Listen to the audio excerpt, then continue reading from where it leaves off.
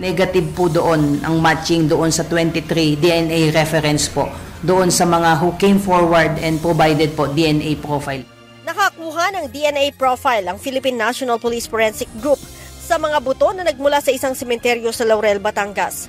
Ayon kay PNP spokesperson, Police Brigadier General Jean Fajardo, pag-aari ng 2 lalaki at 1 babae ang naturang mga buto base sa resulta ng isinagawang DNA testing.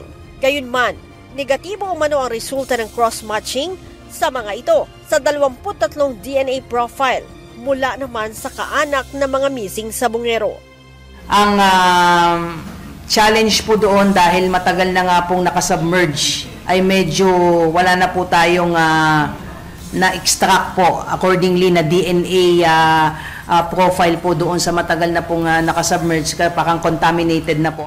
Kaya naman, nanawagan din ng PNP sa iba pang kaanak ng nawawalang mga sabungero na makipagtulungan sa forensic group. Gusto ko rin pong kuhanin din po yung mga pagkakataon na ito. Baka meron pa po tayo dyan na makakapanood po nito na may mga kaanak doon sa mga missing sabungero. At sinasabi naman po natin yung kondisyon at status po ng mga nakuha po nating mga suot po ng mga posible pong mga biktima po. Ay kung makikita po nila yan, they can immediately coordinate with us para po madala po natin sila sa forensic group at makuhanan din po ng DNA. Sinabi pa ni Brigadier General Fajardo, wala ding na-extract na DNA profile sa mga buto na nasisid sa Taal Lake. Posible aniyang naapektuhan ito ng matagal na pagkakababad sa tubig. Dahilan kaya't hindi na naisalang ang mga ito sa cross-matching sa mga kaanak ng mga sabungero. Doon po sa sementeryo po ay meron pong nakuha po doon na yung 3 cadaver po na na-recover po sa isa sa sementeryo po sa Batangas, 3 pong DNA profiles po ang nakuha po doon, 2 lalaki po at 1 babae po. Doon sa inixium po na DNA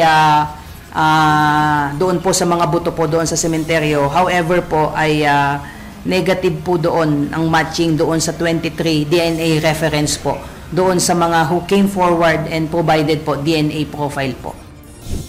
Gayunman, mayroon pa ani ang mga bagong remains na nakuha sa Taal Lake noong mga nakaraang araw na muling ipoproseso ng PNP gaya ng spinal column at iba pang mga buto. Leia Ilagan, UNTV, News and Rescue. Diyos ang aming sandigan, serbisyo publiko ang aming pinahahalagahan.